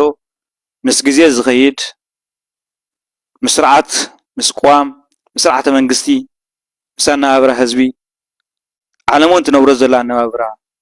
ተዓዚቡን ኣስተውዒልን ምስ ዕድሙ እንዳወሰኸ ሞያ እንዳወሰኸ እምሮ እንዳስፈሐ ፍልጠት እንዳስፈሐ ክን ዝኸይድ ህዝቢ ብዙሕ ግዜ ዝረአ እዚ ነዚ ስርዓት ዝድግፍ በቲ ናይቲ ስርዓት ፕሮፓጋንዳ ዝወፅእ ልሳን ጥራሕ እዩ ሓደ ሰብ ስለምንታይ ነዚ ስርዓት ትድግፎ ኣለካ ኢልካ እንድራሓትካዮ ብከምዚን ከምዚን ከምዚን ኣይብልን ወይ ይፀርፈካ ወይ ይሓርቕ ወይ ካልእ ተዛሪቡ ይኸይድ ስለምንታይ እዩ ንዝብል ናይ ባዕሉ ሓሳብ ናጽነት ስለ ዘይብሉ ካብቲ ፕሮፓጋንዳ ስርዓት ዝተዋሃቦ ነገር ጥራሕ እንዳተመገበ ስለ ዝኸይድ ንዕኡ ካ ዝተፍእ እዚ ካብ ምግባር ግን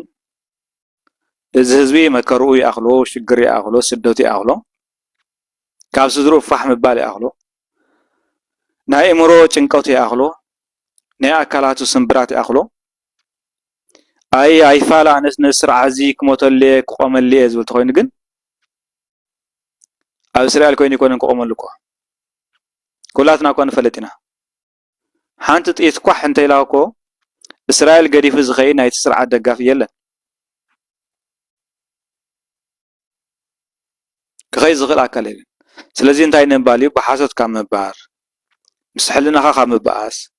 ኣንጻር ሕልናኻ ካብ ምበኣስ ዘርእኻ እንዳፀነተ ከሉ ሜረት መንግስቲ ተባሂሉ ሓረስታይ ብዘይ ግብሪ ነጋዳይ ብዘይ ነግዲ ሸቃላይ ብዘይ ሸቕሊ በኺሩ እንዳሃለዉ ከሎ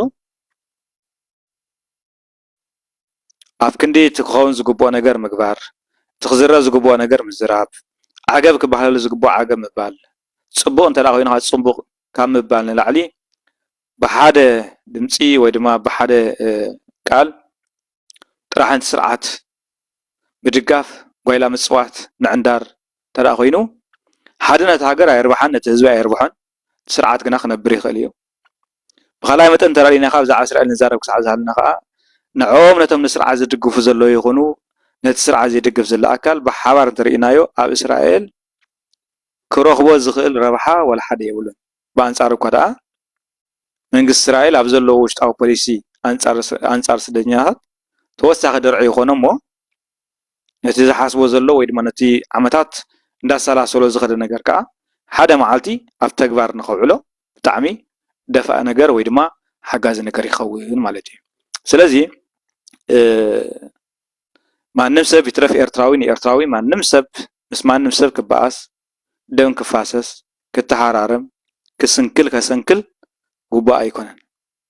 ማንም ዝድግፎ ሰብ እውን የለን እዚ ሓሳብ እዚ ትኽክል ኢሉ ዝቕበሎ ሰብ እውን የለን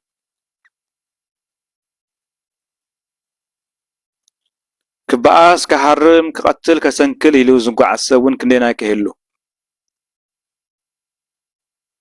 እቲ መሰረታዊ ፍታሕ ግን ወይ ድማ እቲ መሰረታዊ ፍታሕ ክኸውን ዝግብኦ ግን ሰብ ብኣይምሮ ክግዛእ በተሓሳስቦ ክግዛእ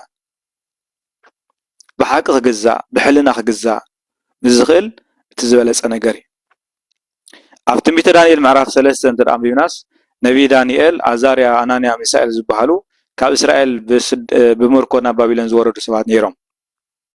ናይዚኦም ነገር እዚኦም ሓደ ደስ ዘብል ነገር እንታይ ኣሎ እቲ ንጉስ ናይ ባቢሎን ዝነበረ ስገዱ ሓደ ምልክ ሰሪሑ ሓደ ምስሊ ሰሪሑ ሓደ ጣዖት ሰሪሑ ናብዚ ስገዱ ኢሉ ኣዋጅ ኣውጅ ዳንኤል ግን ኣነ ንእግዚአብሔር ኣምላኽ የሰግድ ኣምላኽ ኣለና እግዚአብሔር ኣለና እነምልኾ ፈጣሪ ኣለና ስርዓትን ሃይማኖትን ባህልን ዘለና ህዝቢ ኢና ነዚ ንስኻ ዝሰርሕካዮ ምስሊ ኣይንሰግድን ኢና ኢሉ ዳንኤል ኣዛርያ ኣናንያ ሚሳኤል እውን ከምኡ ኢሎም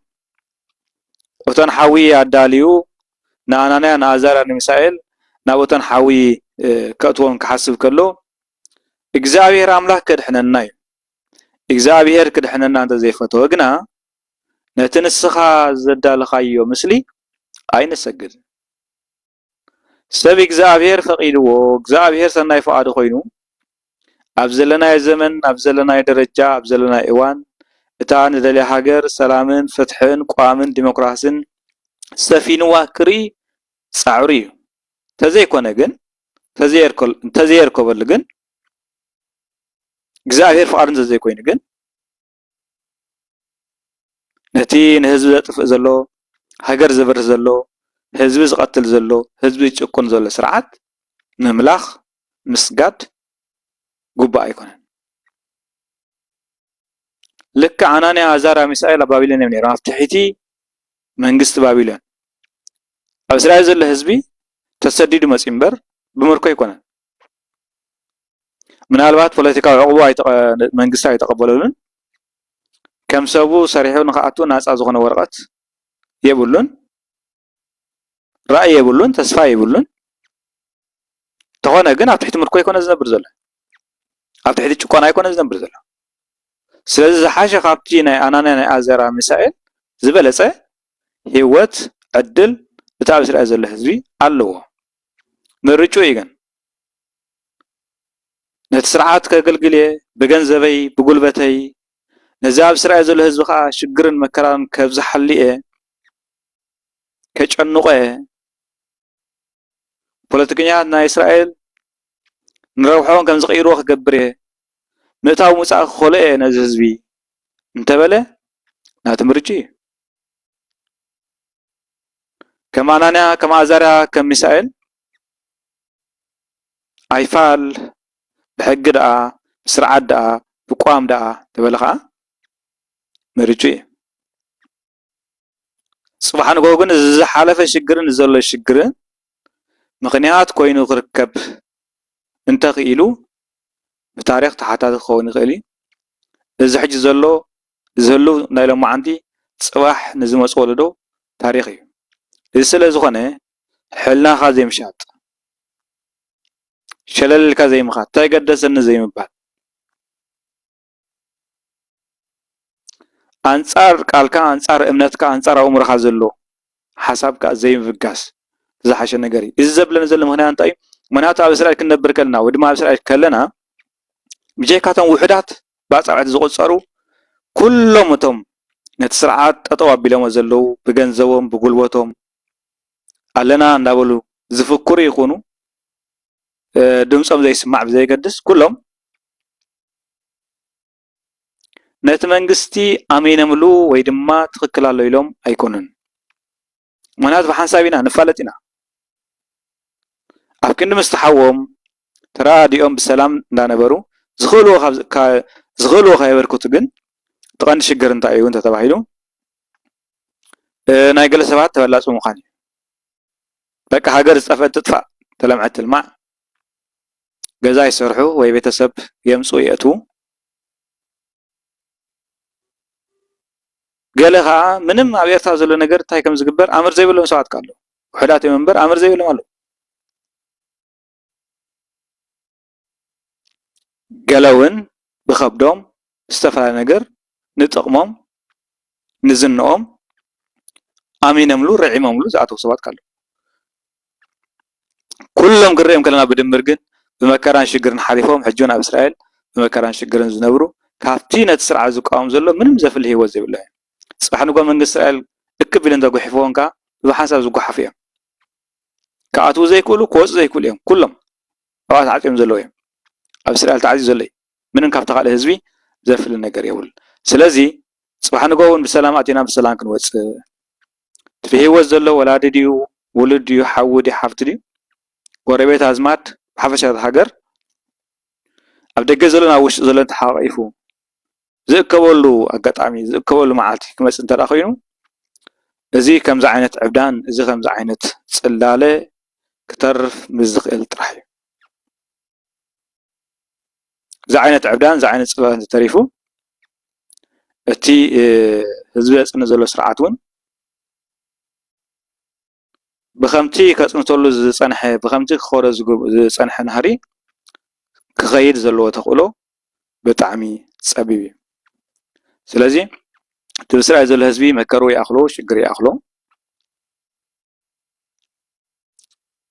ከም ሰብኩም መከራን ሽግር ረኺብና መከራን ፀገምን ጎኒፍና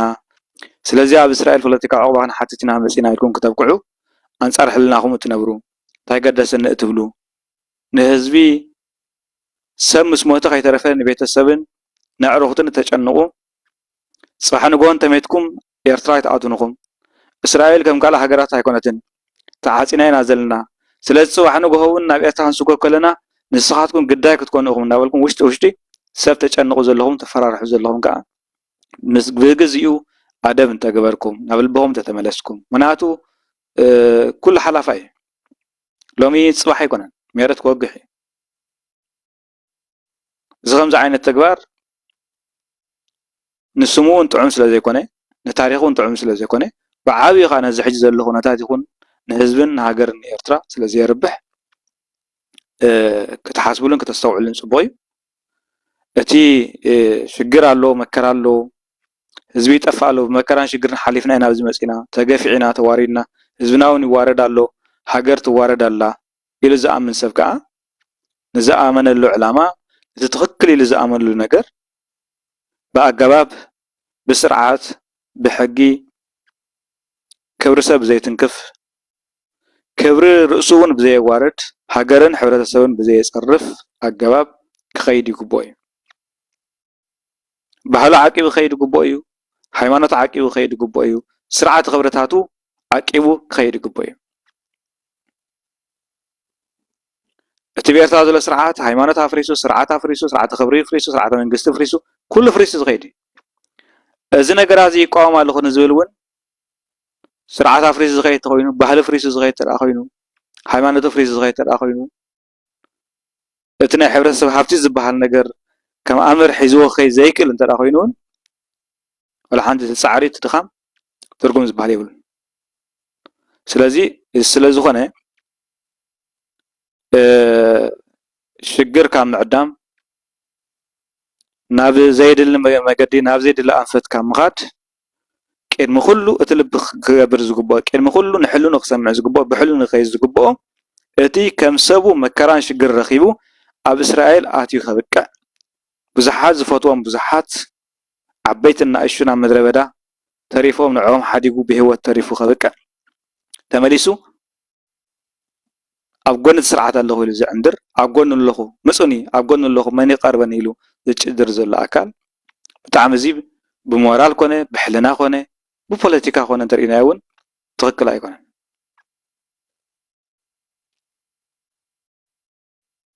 إيش لازخونه كل سب مجمرتان حلنو نايمرؤو هيوتو نعقبتو لحرخان أكابي زلو نوغناتو كبل سرعتن أقبابن زلو أكايدا انتخده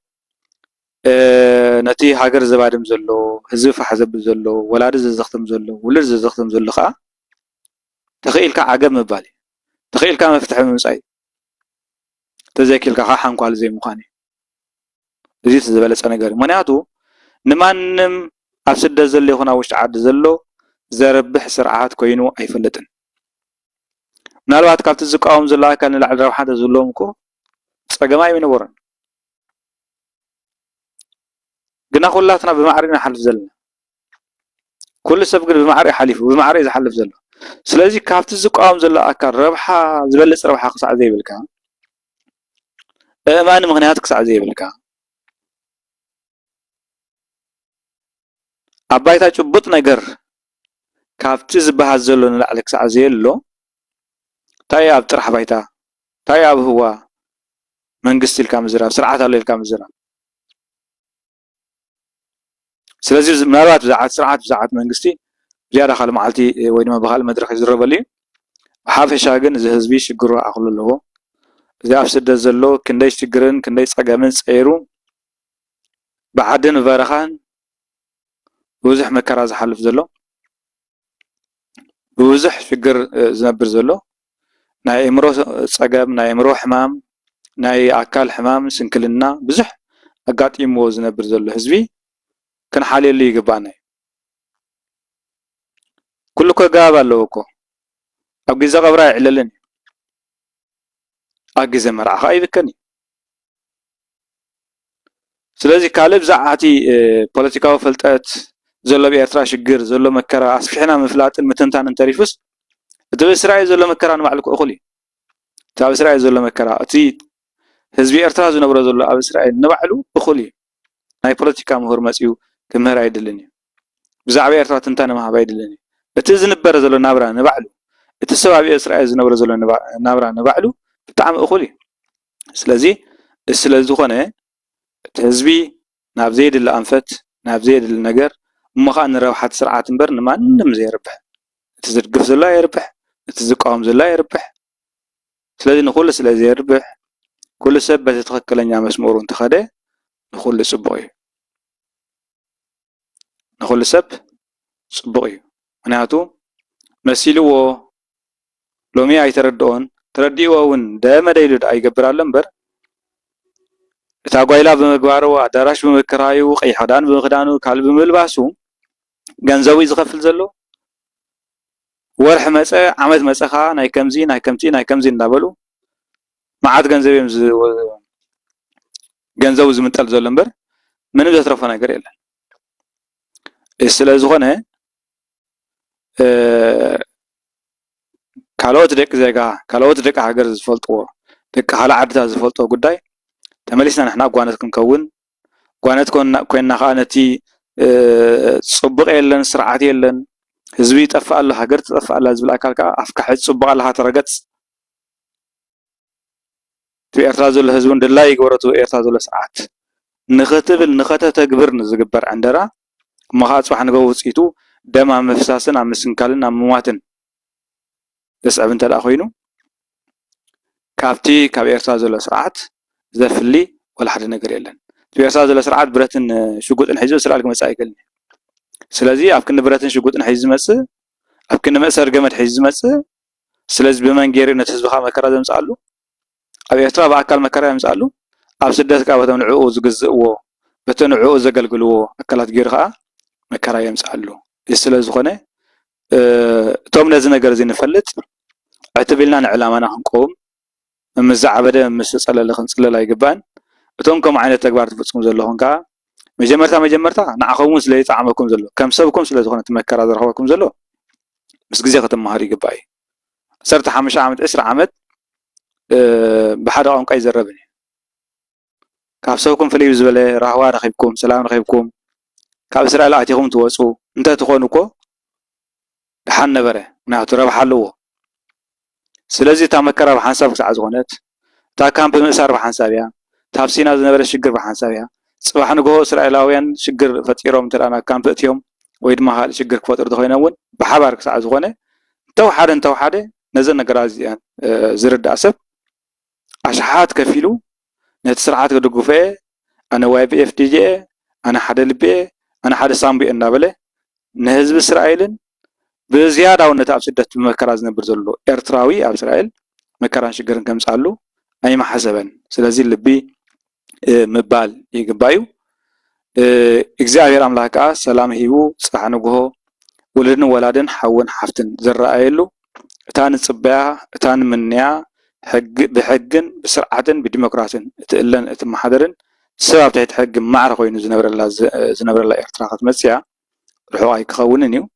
እግዚአብሔር ክሳብ ሽዑ ብሰላም ብጥዕና የጽንሐና እቲ ሰናይ ዘበለ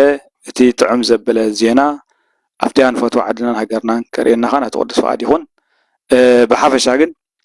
እዚ ከምዚ ዓይነት ተግባር ካብ እስራኤል ዘሎ ህዝቢ ይኮነን ማንም ጥዒምዎ ዝነብር ሰብ እውን እንተኾነ ክገብሮ ዝግባእ ነገር ክሳዕ ዘይኮነ እዚ ናይ ሕልና ጉዳይ እዩ ብማዕረ ኢኻቲ ዝረኸበና ትሽግር መከራን ብማዕረ ዝረኸበና ዘሎ ነቲ ሓደ ጥዒምዎ ነቲ ሓደ ሓሲምዎ ዝነብረሉ ኣጋጣሚ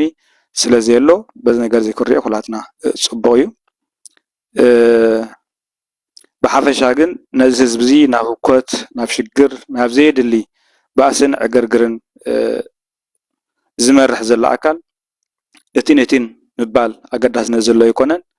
ብዘርዝር እንተደኣ መፂና እውን ኩሉ ሰብ ይፋለጥ ስለ ዝኾነ መራሕን ተመራሕን ብእስራኤል ዘሎ ህዝቢ ፍሉጥ ስለ ዝኾነ ምዝርዛር ይከኣል እዩ ኣብኡ ከይተበፅሐ ከሎ ግን ብዛዕባኡ ኣገዳስነት ዘሎ ይኮነን ብሓፈሻ ግን እቲ ስርዓት ኣብ ስግር ኮይኑ ነቶም ሰምዕዎን ዝለኣኽዎን ዝእዘዝዎን ገይሩ ነቲ ህዝቢ ሰላም ገይሩ ሓሳብ ንሓሳብ ከይወሃብ ረጊኡ ከይንቀሳቐስ ልቢ ንልቢ ከይወሃብ ሽግራቱ ብሓንሳብ ንኸይፀውር ዝግበር ዘሎ ራብሻን ምዕግርጋርን ስለ ዝኾነ ነቲ ህዝቢ ኣይትረብሽዎ እቲ ህዝቢ ሰላሙ ተዘላቶ ንእሽተይ ሰላም ዓቂዋ ክነብር ኣብ ዘየድሊ ህውተታን ኣብ ዘየድሊ ጽልእን ቅርሕንትን ደም ምፍሳስን ከዓ ክኸይድ ኣይግብኦን እዩ እቲ ዓገብ ክብል ዝግብኦ ሰብ ኩሉ በብደረጅኡ በብዕድሙ ዓገብ ክብል ይግብኦ እዩ ሓቂ ከዓ ንፍቶ ሓቂ ስለ ንጸልል ዘለና ኢና እምበር ሓቂ እንተደኣ ፈቲና ናብ ባእሲ ናብ ዕግርግር ናብ ሽግር ዘምፅእ ነገር የለን እቶም ኣብ ክልተ ዳስ ተሓድሩ ኣብ ክልተ መኣዲ ተቐረቡ ከዓ ብዙሕ ግዜ ብዙሕ ዓመታት ከምኡ ክትገብሩ ፀኒሕኩም ካብ ሎም እንዳሓር ክትልብዎም ግን ጽቡቕ እዩ ኣብቲ ሓደ መኣዲ ትጸንሑ ፀኒሕኩም ኣብቲ ሓደ መኣዲ ትረኣዩ ኣብቲ ሓደ ደንበ ኣብቲ ሓደ ኣዳራሽ ትጽንሑ ተመሊስኩም ኣብቲ ሓደ ኣዳራሽ ትረኣዩ ብፍላይ እቶም ናይ ጸልማት እንቀሳቐሱ ኣካላት ንላባስ ምዝርዛር ኣገዳስነት የብሉን እቶም ብፀልማትን ቀሳውስት ኣካላት ቀንዲ ዝሽግር ፈጠርቲ ሶም ክሳዕ ዝኾንኩም እግዚአብሔር ኣምላኽና ጀሚሩ ዝፈፅመና ክብርን ምስጋናን ንዑ ይኹን ህዝብና ኣብ ስደትን ኣብ ዓድን ዘለኻ ሰላሙ ይሃበልና ብሕግን ብስርዓትን ብቋምን እትምራሕ ሃገርን ዓድን ክትህልወና ፅባሕ ንግሆ እውን እዚ ኣብ ስደት ፋሒሉ ዘሎ ህዝቢ ልክዕ ከም እስራኤላውያን ናብ ዓዱ ናብ መረበቱ ናብ ርስቱ ንክምለስ ናይ እግዚአብሔር ኣምላኽና ቅዱስ ፈቃድ ይኹን ንሕና እውን ከም ሰባት ክንገብሮ ዝግባአና ስለ ዘሎ ንሓቂ ኣሚንና ካብ ላግፅን ካብ ዕንደራን ካብ ተበላፅነትን ወፂና ንሕና እውን ዝግባአና ነገር ክንገብር ይግባአና እዩ እዚ ክንገብር ናይ እግዚአብሔር ኣምላኽና ቅዱስ ፈቃድ ይኹን ፀሎተን በረኸት ረድኤትን ናይ ኣምላክ ይፈለና ስብሃት ለእግዚአብሔር ለወላዲቱ ድንግል ወለመስቀሉ ክቡር አሜን